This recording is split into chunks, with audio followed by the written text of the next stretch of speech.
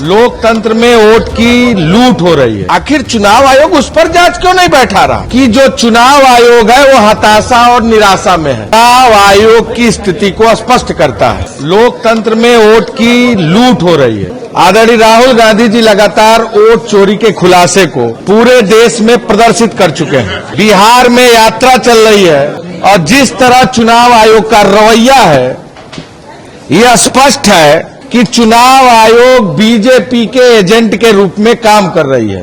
कल का press conference ये दर्शाता है कि जो चुनाव आयोग है वो हताशा और निराशा में है।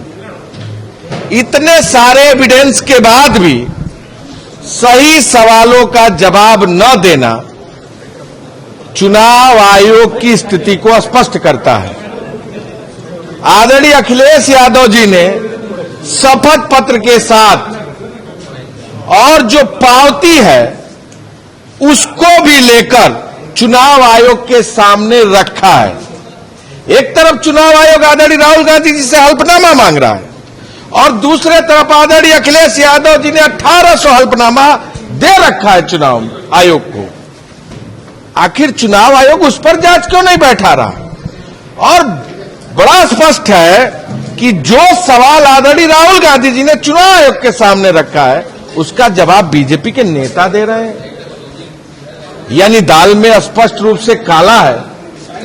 इस चुनाव आयोग के वोट चोरी के मामले को लेकर 14 अगस्त को कांग्रेस पार्टी ने पूरे देश के जनपदों में मशाल जुलूस निकाला था।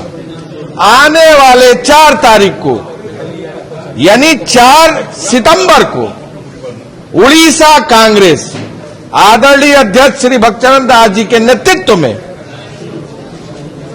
भुवनेश्वर मुख्यालय पर पदयात्रा करते हुए वोट चोरी के मामले को लेकर चुनाव आयोग के सामने एक विशाल धरना प्रदर्शन का आयोजन करेगी। इस चुनाव आयोग को बेनकाब करने का काम कांग्रेस पार्टी करेगी। चुनाव आयोग को तो जवाब देना पड़ेगा और संवैधानिक मूल्यों का जो उन्होंने नुकसान किया है, वोट चोरी की सरकार बनाई है, उस सरकार को बर्खास्त होना पड़ेगा। जदि आपंक आम भिडी भल लगा तेब आम चैनल को लाइक, शेयर और सब्सक्राइब करने को जमा भी भूलु नहीं।